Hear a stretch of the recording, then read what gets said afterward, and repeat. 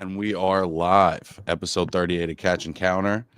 As always, Mondays at 3 p.m. EST. Thank you for joining us. If you are watching from the recap on Big Mouth Radio, we always appreciate you guys.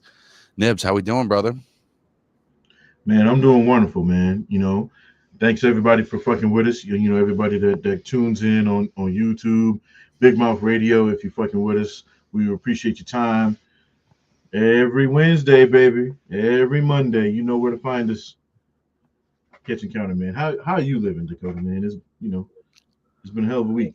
It's been a hell of a week, both globally and boxingly. But let's get right into the real headline that I think everyone's interested in, and that's that Vergil Ortiz got rid of Erickson Lubin in 2 rounds.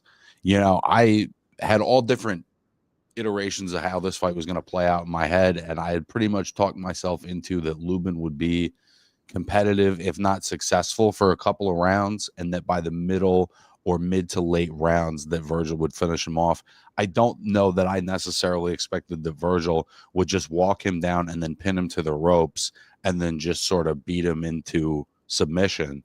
It was a dominant performance. It was a statement making performance against a guy who, with the exception of the Charlo fight, has pretty much given us a proven track record of a certain quality, and he just got absolutely dominated. Look, man. First things first. I want to take a real quick moment to thank all the government workers who are now getting back to work for all their hard work and dedication during this layoff. I know we're not a political show, but I just want to take the time out to appreciate everybody who's done that. I know you out there in New York, especially, it hits home for you, and I've got some family members that it's affected. So, just really quick, wanted to point that out. Back to business. Look, man, Erickson Lubin, for everything that we talked about, in last week's show, I thought he had a chance, right? Because he's a heavy fisted guy. He can box. Like, people don't understand how good of a boxer he is because of the slugfest that he's been into. This was an annihilation. I don't know if it was part of his game plan to wait on the ropes, maybe do a rope a dope type of deal, let Vergil punch himself out. That is not the game plan against Vergil Ortiz, nor should anybody employ it going forward. Obviously, you saw what happened. I kind of felt like in the first round, that's what he was trying to do, right? He's trying to weather the storm to get his shit off later on. You can't do that because Virgil's going to go for 12 rounds doing the same stuff, and he's a killer, right? He knows when he's got somebody's hurt, and he's going to get you out of there. And it was not competitive at the least. To be completely honest with you, this might be the end for Erickson Lubin as as competitively at the higher level. I think Vergil Ortiz disguised the limit for this dude, and I mean that leads us into what's next, bro. Let's talk about the knockout real quick because it was a weird sequence. It felt like Lubin put himself on the ropes, but then was kind of, as Vergil was putting his touch shots out, so was Lubin. He was kind of answering nothing hard, but he was just showing a little variety. And then at some point, Vergil got him squared up, and he lands one really good overhand right. He starts chopping with it, and you could see Lubin gets a little buzzed. Then he lands another, and you can tell Lubin's a little fucked up. And then he lands the third one, and that's when Lubin goes out altogether. So it felt like what started as a tactical error ended in Ortiz just putting his lights out. And I don't think he saw it coming, but I think that's where he fucked up. When you give Vergil those types of opportunities, I know Lubin, he's a dog. He's not afraid to get in the pocket and fight. But if there was any notes he could have taken from Israel Madrimov's performance, Madrimov got on the move early and didn't let Vergil set his feet and won multiple early rounds and gave himself a chance, right? He didn't win, but he kept himself competitive, especially in that first half by being on the move. And I'm not sure why Lubin put himself in that position. I think he's a smart enough fighter. And I also, I'm not entirely sure how much punch resistance is left. Like, it's tough to know because Vergil is a destroyer. He's a hell of a puncher. And Lubin put himself there to be hit. So I think a lot of guys would have gotten knocked out from that sequence. I don't necessarily play into as much that Lubin's completely shot. But it was a weird kind of sequence of events that was in the moment. It was like, what's he doing? Yeah, I think it's two parts, bro. I really do think, at least it looked like it. You know, I haven't heard anything from Lubin or his corner to counter this, but I do think that at least it looked like the game plan was to kind of let Vergil get his shit off, maybe tire him out, right? Punch himself out. That's good if you have a very strong chin to begin with, which Lubin doesn't, right? So that's flaw number one. Right. He's not If that Sir is High Boachuk. right, if that was the game plan, then somebody needs to be fired because that's not who Lubin is, right? Two, you're right. He has the skill and ability to box and dance. He can do that. He didn't do it. Didn't do it. And then you saw the punch that he got caught with in that second round that led to the beginning of the end. You know, he had that high guard for most of the fight, and then for that split second, you know, he drops his guard, and it was perfect timing. He gets caught, and then you see him blink, and he's like, "Oh shit!" And then it was. And again, Vergil Ortiz is a killer. He saw the same blink we all saw, right? He saw the pause and the shuffle of the feet, and the next thing you know, 20 seconds later, the fight's over. You know He's what I a mean? lot. He's a lot like Triple G, man. He's a lot like Triple G, and in some ways, offensively, he's got a little bit more hand speed. There's, I see Vergil as potentially like a generational great, and now it's just about finding out how great. And I think part of what's going to help us find out how great is a fight with Boots Ennis, which I know has kind of been getting batted around for a couple of years. But to be honest, I do think this is the best moment for this fight. I think they're both at better, more natural weights. Particularly Vergil has a much beefier resume now that he's going up to 154. And, you know, the last three fights just legitimately taking like top 7, top 8 type of guys. Um, and, and, and fighting like a superstar. Boots, you know, while the resume is not as much there, I think now that he's moved up to 154, he showed the explosiveness in the fight with Lima. It's the best moment for the fight to happen. How do you see that one playing out, bro? That's one where I can't quite get my hands around it. I think I lean towards Vergil. But if you're I asking me, mean, would it surprise me if Boots won like a 7-5 decision?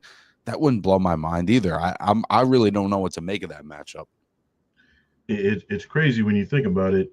154 is what 147 was a couple of years ago, right? Like 147 was the hottest division we got popping. Now you look at 154, you look at the names in that division, adding Boots into that mix. It's an exciting time. What I'll say is you look at what Virtual Ortiz does great. That's going to give Boots Ennis some problems. The problem is right, is that Virgil has to expect what's going to be coming back. There's not going to be this sitting on the ropes with my high guard waiting for you to punch yourself out with Boots Ennis, right? If anything, he's going to be on the attack. I think it doesn't go anywhere near the full 12 rounds, 10, 12 rounds, whatever. You know, they can put 15 rounds on this, and it isn't going that. I think this ends early because I think both guys are going to be trying to make a statement. Um, on paper, I say Boots Ennis should win the fight, but Virgil Ortiz, bro, it's having watched his last couple of fights and the way that he's handled himself, it'd be hard to pick against him, bro. It'd be really hard to pick against him. We just haven't really seen any cracks, particularly up at 154. Even when he's in a dogfight like with Boachuk, he's the guy that comes out on top, and ultimately Boachuk hasn't really been the same since that fight. And with Boots, the highlight tape is always going to be better than Virgil's, right? But we've seen those cracks. We saw it in both of the Chukajin fights. We've seen him get hit against Stanionis. And while that was a tremendous performance, I think if he gives Vergil some of those same opportunities, it's not going to be good for him. I think that in terms of just raw, sheer athletic talent and ability, you have to give Boots the edge. But in terms of who I think is more reliable as a fighter mentally, I think I got to go with Vergil. And it's tough to pick which one do you trust more, you know? I mean, look, bro, it's one of those things where Boots can be hit. Like it's not impossible to hit Boots. The the issue is he's usually gone up against people who aren't willing to try. You know what I mean? Because they're so afraid of what he can do. This is not going to be a problem with Virgil Ortiz. But then to that point, when we've seen guys give resistance, right? Both of the Chukajin fights, he does worse. The second one, Stanionis was very much 50-50 in that fight up until the maybe the last two rounds. It was a 50-50 type slugfest. And not only that, but boxers give Boots all kind of problems. He does not like people who aren't going to just stand there and trade with him. So, and again, we're talking about a guy in Virgil Ortiz who's got all the tools in his bag, right? He's to give a baseball reference, he's a seven-tool guy, right? He's the guy you can put literally anywhere, and he's going to do well. Um, if it becomes a slugfest, again, it's a coin toss. If he can do that. If he wants to box at range, he can do that. He's got better body work, in my opinion, than Boots does. But I think this is one of those things where whoever wins, that dude is going to be very hard to beat, no matter who you line him up against. Period. Right. But I will say this: if you're asking me to pick somebody, I'm taking Boots. On paper, I'm taking Boots. But I tell you, man, I'm saying that with an asterisk that, God damn it, Yeah. Virgil Ortiz is going to be there and is going to be entertaining. And I would love to be wrong, but I'm going to pick Boots. I was trying to think of a fight that sort of maybe could match the historical significance. Like, what does this fight mean in this era? What was the fight in our era, or maybe the era before that, that gives it Mm. context? And I think the best comparison that I've come up with is De La Hoya Mosley. And I think that it's two guys that are pretty much in their absolute peaks right now, that I think could have a really great rivalry right now, and then have legendary careers apart from each other. And this could serve as sort of like the beginning of maybe a different era in American boxing, which also kind of segues me into another thing. I didn't even necessarily anticipate talking about this, but like, Eddie and Oscar are talking about doing this fight in the States.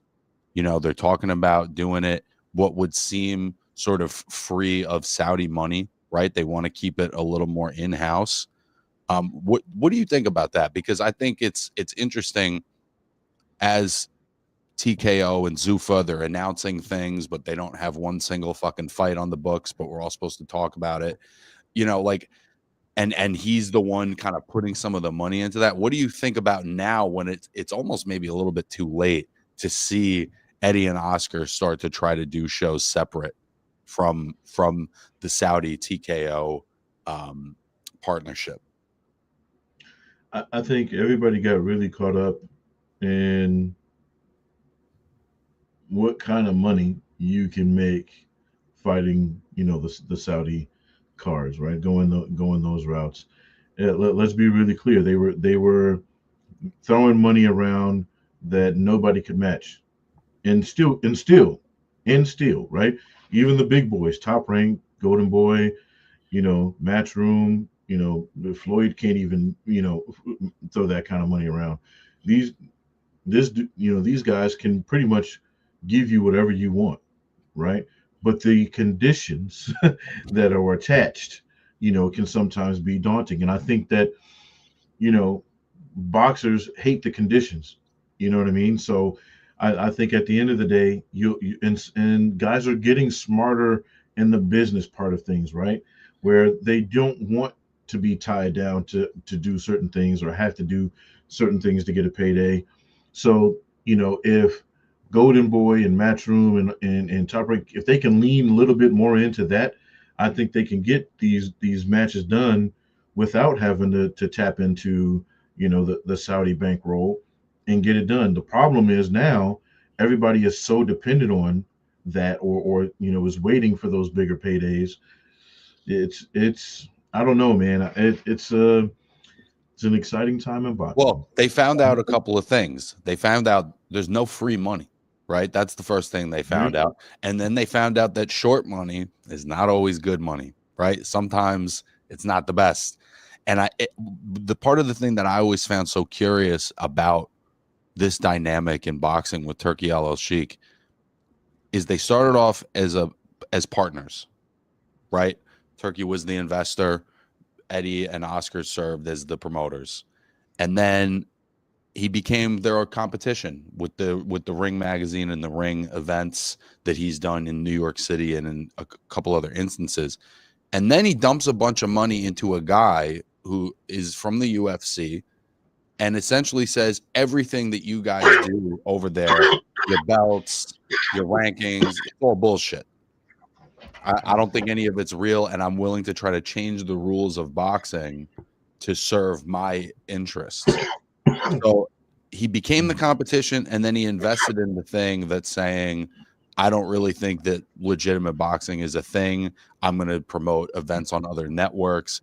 And all of a sudden, these guys caught on. And I wonder if they caught on a little too late, but I'm glad to see, that they still have some level of desire to bring American fighters to the States for the homegrown fan bases.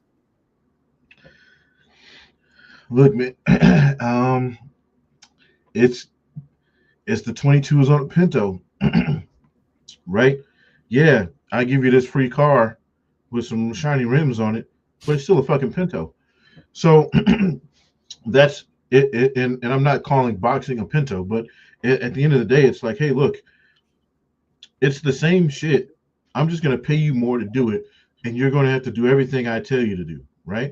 So, but guys were so in top. Look, I'm the first one to say, hey, when the kind of money when I found out the kind of money this dude was throwing around, I said, look, I'll fight Dakota butt naked in some baby oil for that kind of money. Look, I'm trying to tell you, but at the end of the day, like you said, they're finding out now. Denzel said it the best. Not all money is good money. You have to do what's best for you, but at the same time, that also means reading the contracts, paying attention to that back end. Yeah, you're getting this up front, but what are you going to have to do later? Look, if you sell your soul to the devil, baby, this is the shit you got to deal with now. And, the devil we knew, versus the devil we didn't. That's what we're coming up with now. And I think guys are starting to look back at the De La Hoyas, the Matchrooms, the Golden Boys, and all that, the top ranks, and go, well, maybe they weren't that bad after all. You know what I mean? Well, and I just think it's interesting. Like Oscar sells Ring magazine to them. They all partner for all these cards, and I kept wondering, like, at what point are they going to catch on as he's inheriting their fighters, as he's promoting things now separately from them with fighters that used to be signed to their promotion. As it got more and more convoluted, it was surprising to me how long it took, these businessmen to catch on. I'm not a fucking businessman, bro. I'm a boxing guy. I'm not a money guy. But I felt like I saw it a mile away. You have to look at it like this. He's a dictator. He comes from a place that's what it's not a democracy. You do what I tell you to do. Like, that's what they come from. So why you didn't see that coming, I have absolutely no fucking idea. If,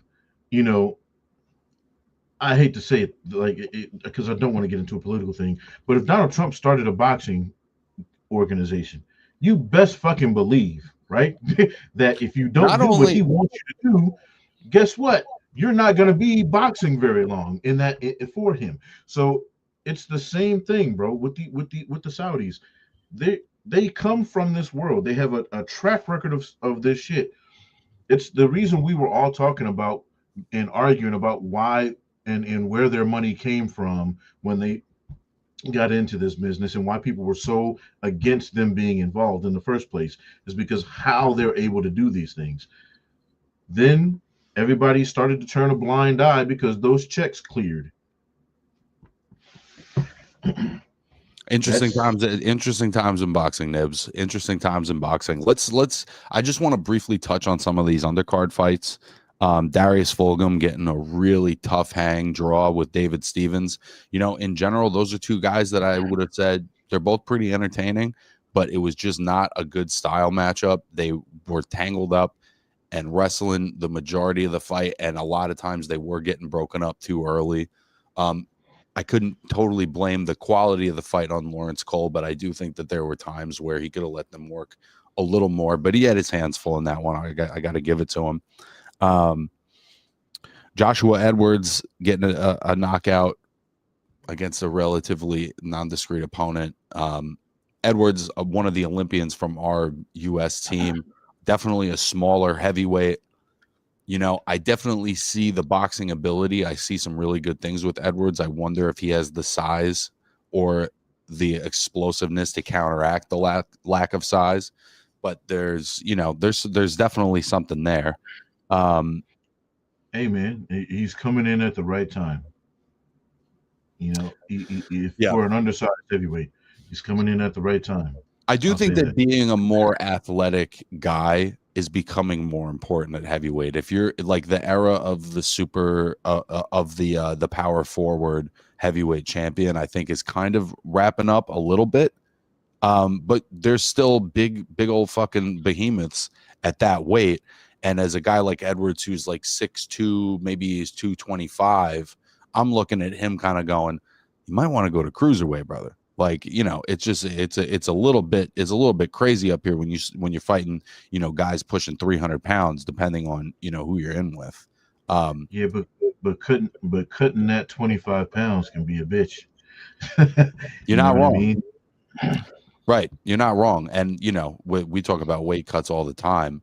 I just wonder if he's capable of getting down to that weight and being able to perform, if he might not be a little bit more successful, but that may not be feasible for him, you know? Or hey, look, eat a couple extra potatoes, get your ass up to 230, 235. Now we talking. You know what I mean? Don't sacrifice, your conditioning, but get your nutritionist in there. I think this is one of those things where people don't like to talk about how the sausage is made, right? But this is very important to boxing, guys. Get yourself a nutritionist who can get your meals in order, whether you're gaining or losing weight, to where it doesn't even affect your training. Like you won't even notice that you've gained or lost the weight until you're on a scale and they're telling you you've made weight, right? You people look. I know we talk about him a lot on this channel, but I'm here to tell you, man, there's a reason Floyd Mayweather was always ready to fight.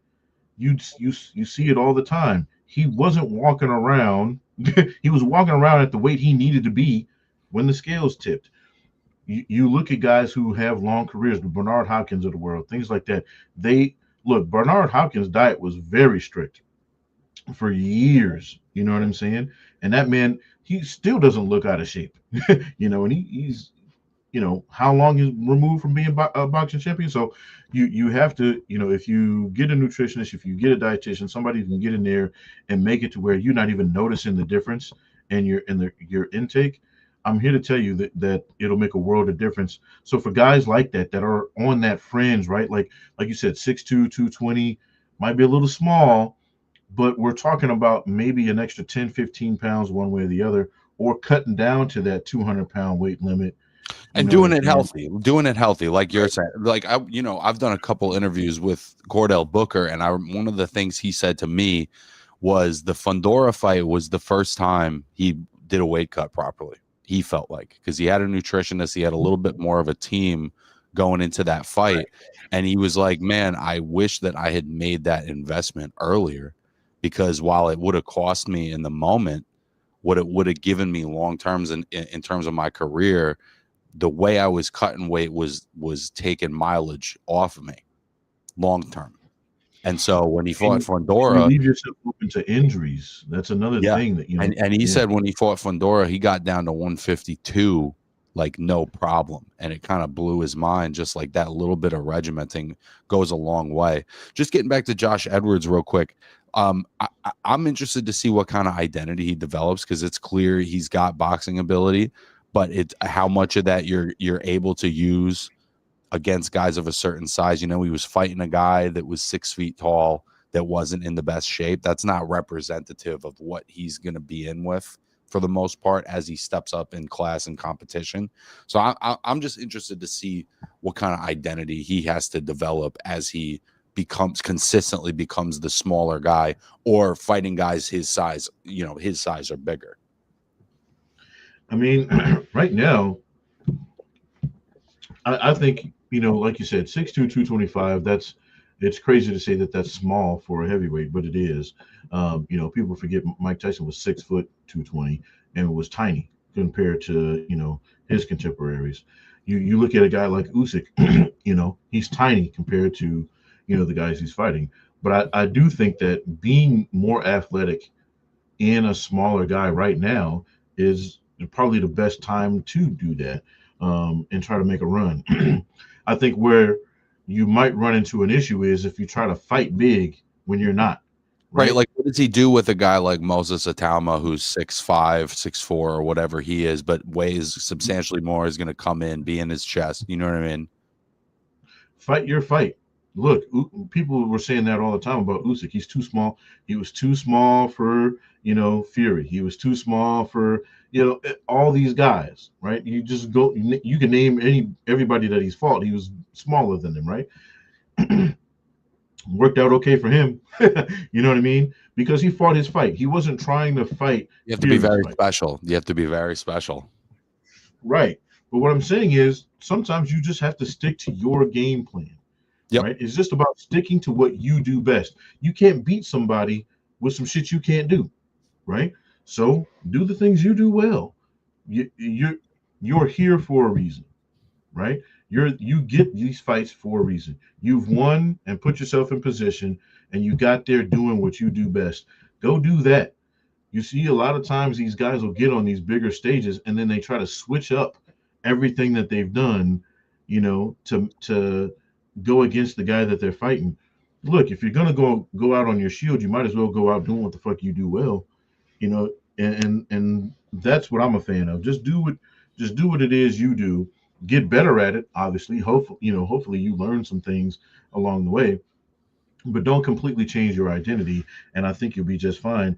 And either lean into it, or again, like I said, try to put on those extra pounds, or like you said, see if you can cut down safely. I mean, I don't know what would be more detrimental to you at this point, gaining 15 or cutting 25. So, figure that out and then go from there, bro. Yeah, sometimes heavyweight, that was part of why I was hoping that Bridgerweight would have some level of success, because if you're between, if your best fighting weight is between 210 and 230, you're sort of in like a no man's land in terms of modern heavyweight boxing. Let's move over to my favorite performance of the weekend. As much as Vergil was electrifying, Tiger Johnson had a fucking like a real big boy fight here with Nicholas Flores that I think both of us viewed as basically a 50-50. Flores has been really peaking in the last couple of years, and Tiger, we've always seen the talent, but there's just, especially with him cutting down to 140 pounds, it's just looked a little flat sometimes. It's not, he's yet to have like a straight up bad performance or a meltdown performance, but there was times where he wasn't wowing us. He looked a little flimsy. It just wasn't, the pieces weren't coming together. He moves up to welterweight. He takes on by far the best, most accomplished professional that he's taken on, and all those hard fights early in his career paid off in that moment, and he knocks Flores out in devastating fashion, in a way that I just wouldn't have called. But it was tremendous, man. It was a real coming out performance for Tiger Johnson in terms of his place as a contender at welterweight. Look, man, for those of you who don't know who Nicholas Flores is, let me tell you, this guy, he beats Jahai Tucker and then goes on probably one of the better stretches competitively, in the division. At 15-2, I was like, well, maybe Tiger is bitten off a little bit more than he needs to chew. This is a real guy. We're not talking some bum who got lucky, This is a top or 10 guy at this point, especially yeah. with how kind of shallow welterweight is. This is a top 10 guy. I said he's going to be in some deep waters. He'll probably still win it, but it's going to be tough. And he proved me wrong. Look, I don't know if Nick Flaus was overconfident or he just wasn't really ready for what Tiger was doing.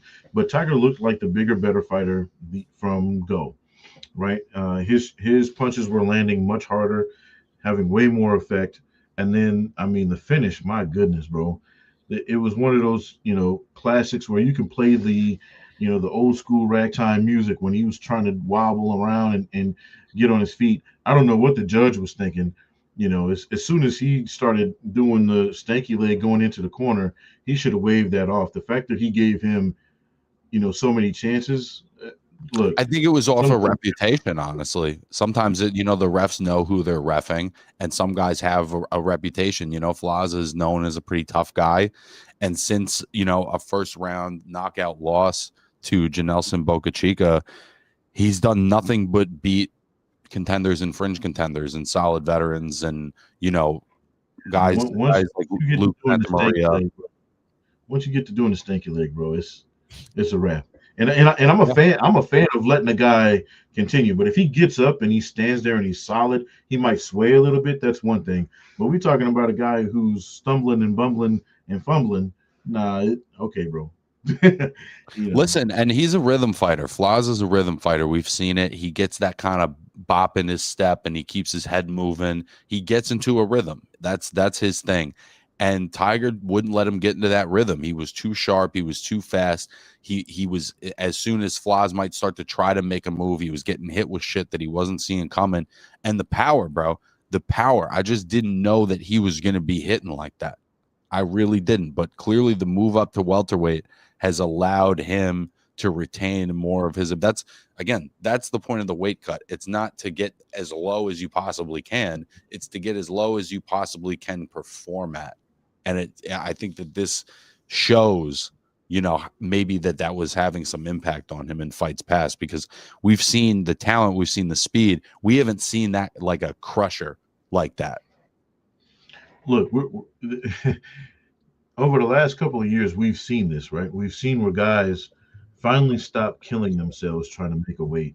They go up to their more natural weights and they look like a completely different person, right? And it makes us look like geniuses because we've been championing this for years. We've been telling people for years, look, fight closer to your natural weights, man. Stop, out here. If you walk around in your street clothes at 180 pounds, there's no way you should be fighting in the 140-pound division. It just didn't make any damn sense. You prime example of that is look at Rolly Romero. He looks completely different at 147 than he ever did.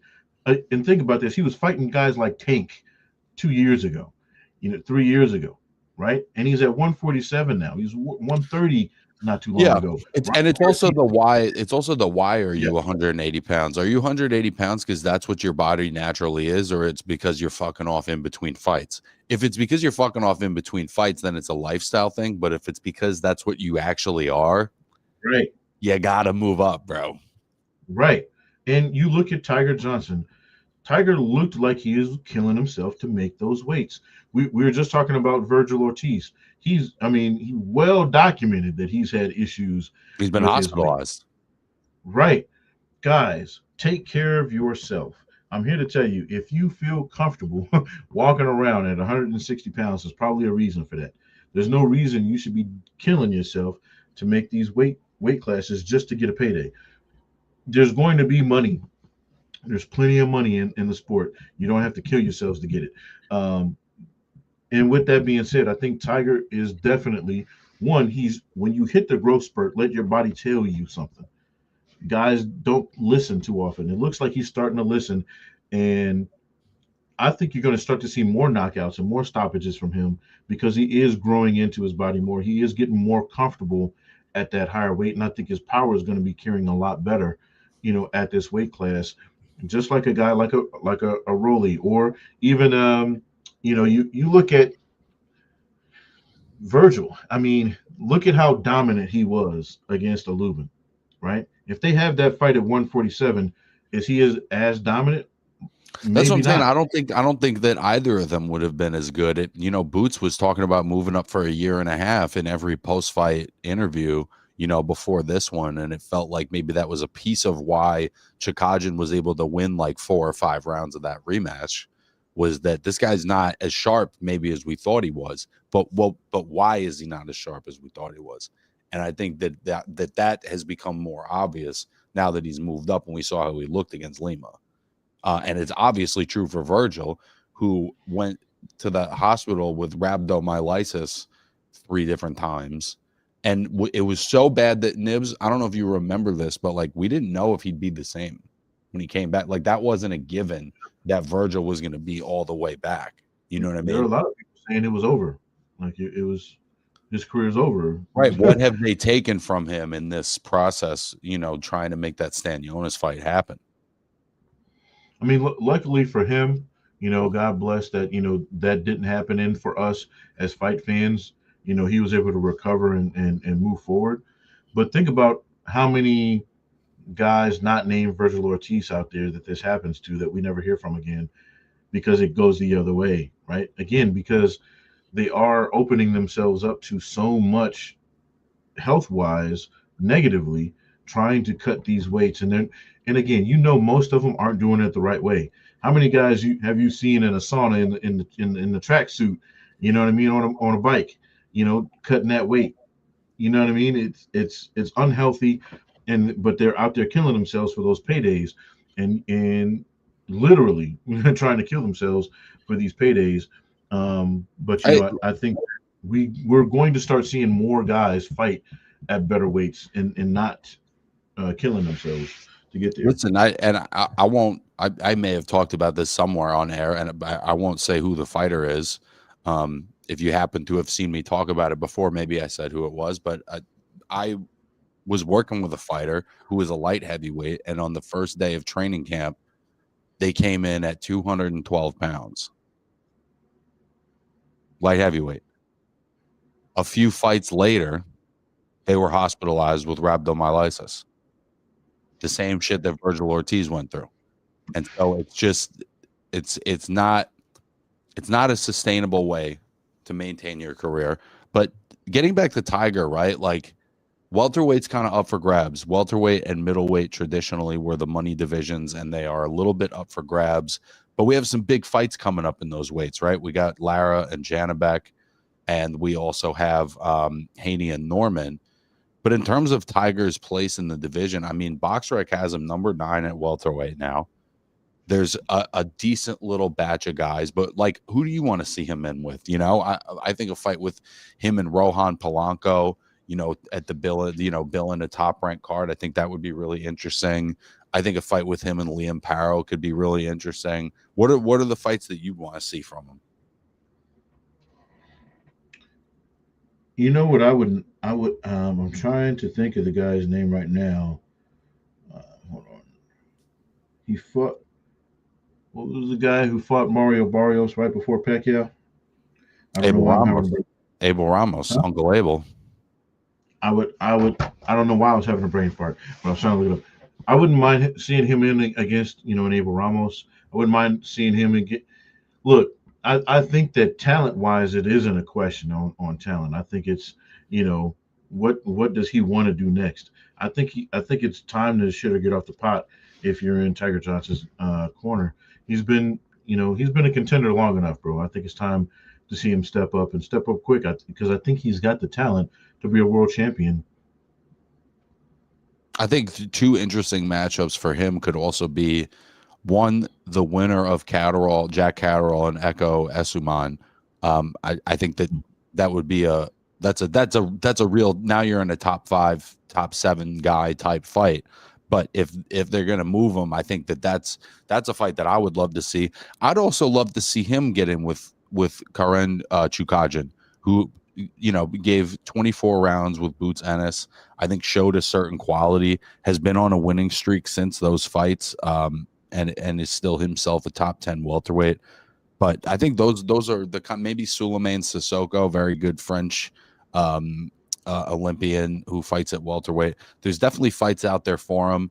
Um, I think the main issue that he's going to face right now, man, is just where's Top Rank going to go? Where is Top Rank going to stream fights? Where is Top Rank going to showcase this batch of talent that they had during COVID that literally kept boxing, going? They put the sport on their shoulders and did it alone for months. And now we don't get to see these guys as much. And I just wonder, I hope that doesn't get in Tiger's way. And that they announce some type of deal. I think an active Top Rank is just better for boxing. Look, I agree with you. I mean, when Top Rank had their deal with ESPN, I mean, we were getting, some classic cards, every weekend, it seemed like. And after that deal went through, it just seems like the shit's been in the tank, bro. But it's, we're now in the era where you have to find the streaming deal as opposed to the TV deal, right? So there's that. And then you have to have the guys everybody wants to see, and I don't think that's a problem. I don't know what the red tape is on finding, there are plenty of streaming sites out here willing to. And the longer it goes, I mean, we saw this week. I don't know if you saw this, but Arthur Beterbiev did not renew his contract with Top Rank because why would he? What's there for him as a top 5 pound for pound superstar fighter when his promoter doesn't even have a streaming deal? So it's the longer they wait, I think the more, the stars that they still have signed, they're going to jump ship. I think that's more of a thing of Beterbiev is in a position where he doesn't need even a promoter at this point. He's one of those guys that can be a freelancer, you know what I mean, and kind of a free agent, and he's in a position where he can kind of call his shots. Let me work with whoever's going to make me the most money, kind of deal. I think that's more about him than it is Top Rank. But I agree with you. I do think that again now, like I said before, you've got to find your streaming deal, and Top Rank with the pool of talent that they currently have. Like you said, if they act now, right, they should be able to. There should be a line of streaming sites willing to work with them that aren't the pay-per-view joints, right? And if not, start your own. I mean, like you said, we talk about this all the time. Those Pro Box cards and these other. I mean, look at Jake Paul. He went out and completely out of thin air, basically created his own, deals. Listen, Pro Box TV literally created their own streaming app. You know what I mean? Like that's. I'm not saying that that's what Top Rank is going to have to do, but I also don't think in terms of like where boxing is right now, right? People aren't, the public, whether they know it or not, are as interested in the developmental type cards. You have to give them those cards to build their interest. And Top Rank did the best job of that of anyone in boxing. But I don't know that what they have right now is appealing to a major streaming service. It just may not bring the kind of eyes, but it's also in some ways easier to stream something than it's ever been. And I just hope that they can make themselves accessible. I didn't love watching Michaela's fight on that Top Rank Classic, but it worked. It was functional and I was able to watch the fights. I mean, look, you got YouTube TV, regular YouTube, Amazon Prime, Netflix is now in the game, and their show is way better than the first one, and that's a situation where you get on Netflix, people are going to watch that fight over and over and over again, because it's once it's on there, as opposed to these one-offs. I just think that I think there are too many excuses being thrown around. I think if you want to put your shit out there, there's a place for you to put it out there. Even if you want to take some of your lower level guys and just put them on these free YouTube streams, or get them signed to YouTube TV or something like that, where they can just get on and people can get eyes on them. But then it's also going to put eyes on, hey, that's Top Rank. Let's see what else they got when they do come out with these bigger fights. It's like when they had the ESPN contract, bro. They were able to sell. You couldn't put out a Top Rank fight, that people weren't interested in because they were seeing it on a regular basis. I think not having a contract and not putting yourself out there is what kills you, no matter where it is. You have people need to be able to see what you got, and right now nobody's been able to see what they got. There's no way it can be good for the sport when you have Naoya in a way taking on MJ Akhmadaliev live from the Top Rank Facebook page. Like, I just don't think that that's, a healthy Top Rank is better for boxing, at least in my opinion. Let's close out with something that we were debating, talking about last week, but there wasn't any confirmation about it. And then, of course, I don't know, 7 hours after we did our show, there was confirmation. But Jake Paul and Tank Davis isn't happening. It's a fight that I certainly didn't give a shit about. I'm pretty sure you didn't either. I would call it like an abomination, maybe even. Like it really wasn't for me. I'm not saying it didn't have the right to exist, but that fight was not made for Dakota and Nibs. I don't even really know the details of why it was canceled. That's how disinterested I am. But the truth is, it was canceled. And Nibs, what can you tell us about why, and if there's something else that will replace it? So for all of you who gave a shit, Jake Paul and Javante Davis had an exhibition fight, and I say exhibition in air quotes here, because even though it was considered an exhibition, there was rumors that it was actually going to count on their records, which is not an exhibition. But anyway, the rules no longer seem to apply for logical human beings anymore. But they had an exhibition that was scheduled for November 14th. It got canceled. The bout was scheduled to be at 190 pounds, which, for those again who understand, basic human weight, Jake Paul usually fights at or around 200 pounds. Probably comes in well over that on fight night. The heaviest that Javante Davis has ever fought was at 140 pounds. He usually fights at 135, 130. So, you take that for what it is. But the decision to cancel it out came days after Davis was accused in another civil lawsuit filed by an ex-girlfriend of his for battery, aggravated battery, false imprisonment, kidnapping, and intentional infliction of emotional distress. So the Jake Paul team, investigated it as they said they would. Based on their investigation, they've decided to pull out of the fight and distance themselves from Tank Davis in a large way. And I think this opens up a discussion for many things other than outside of boxing that is affecting the sport. And I say this is that I don't think anybody is expecting these guys to be model citizens outside of the sport. They're violent people. They're in a violent game, but you do have to have some self control. And if you get away with something one time, learn the lesson, fix your shit, and deal with it. I don't think that anyone as high profile as Tank Davis has been as how do I say this, reckless with what he does outside of boxing. You have to understand at this point, outside of Canelo, you're the biggest draw in the sport, right? And then Jake Paul is third.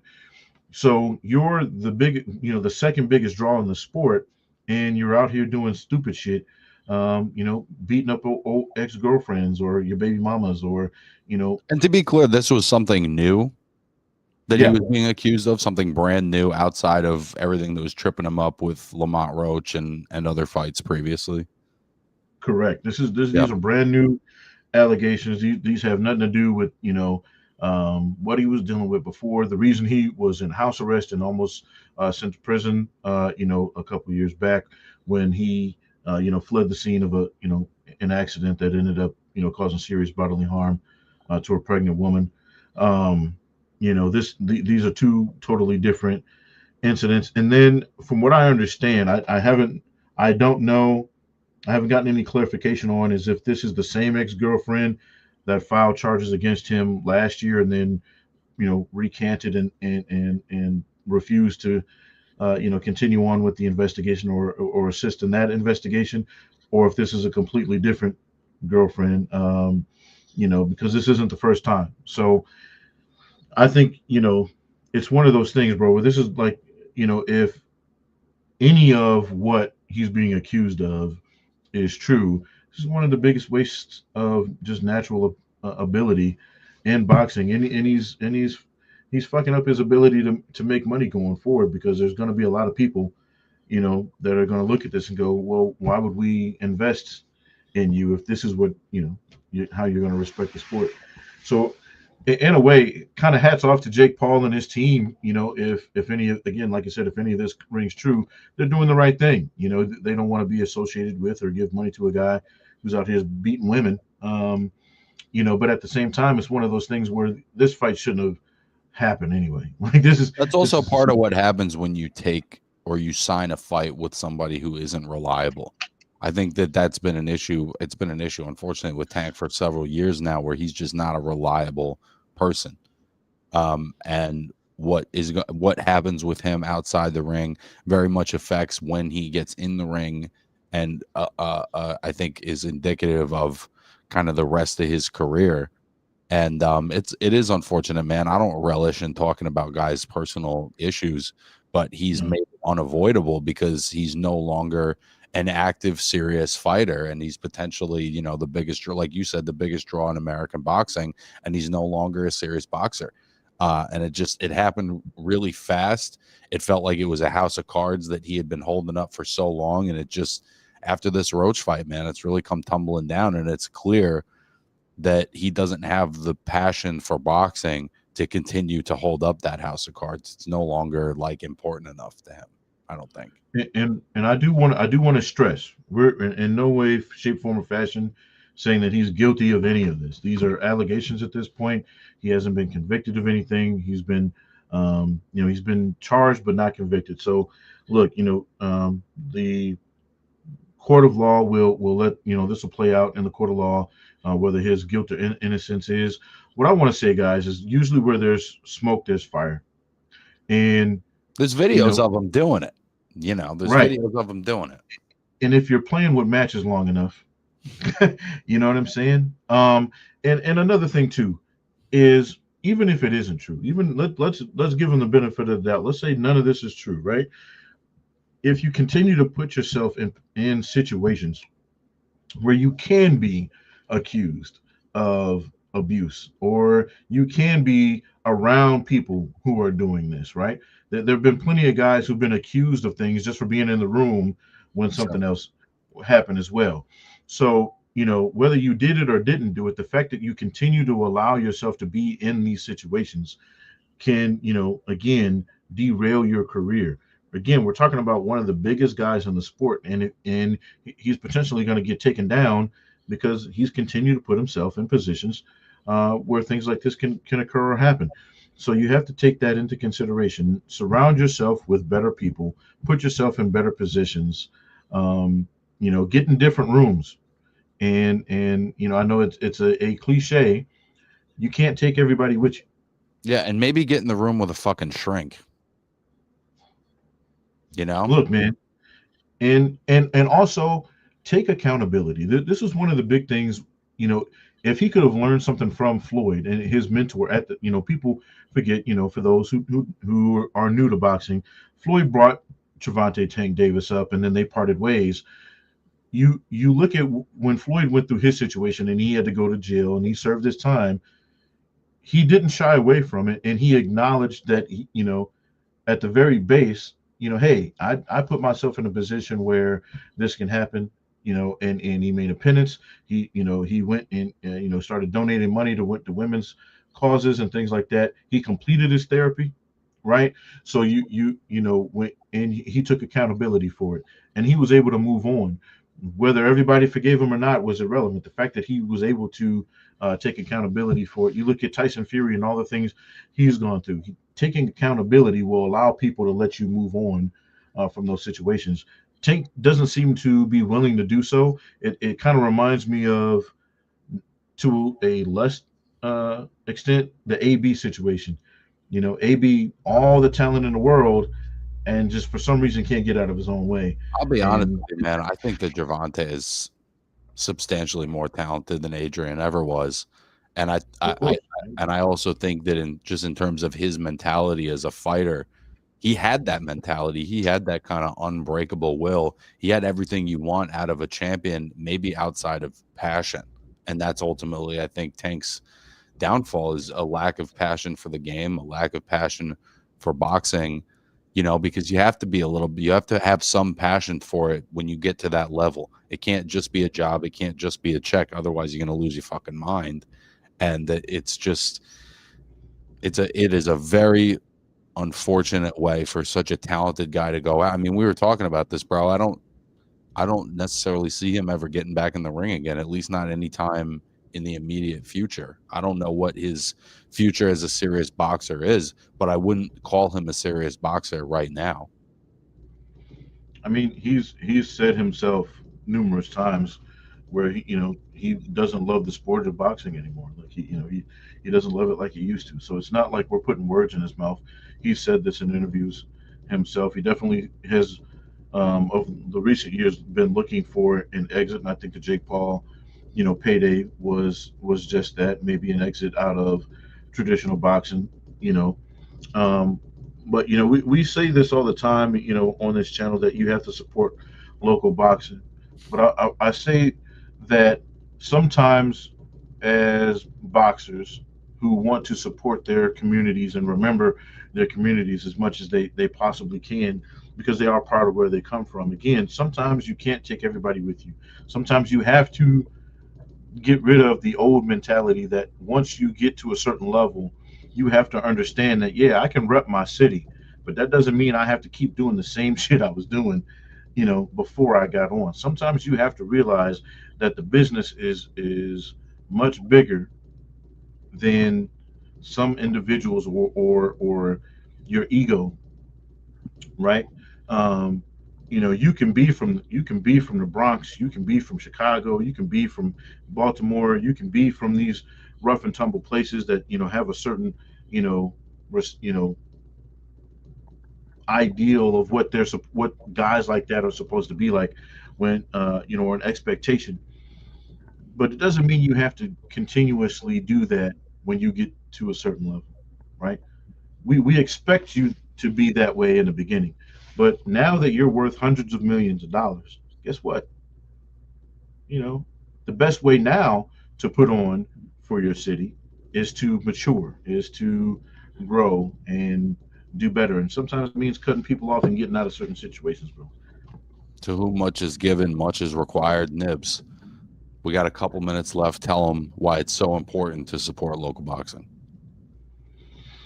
You got to support local boxing because, again, boxing is one of these sports, probably the only sport where everybody can do it, right?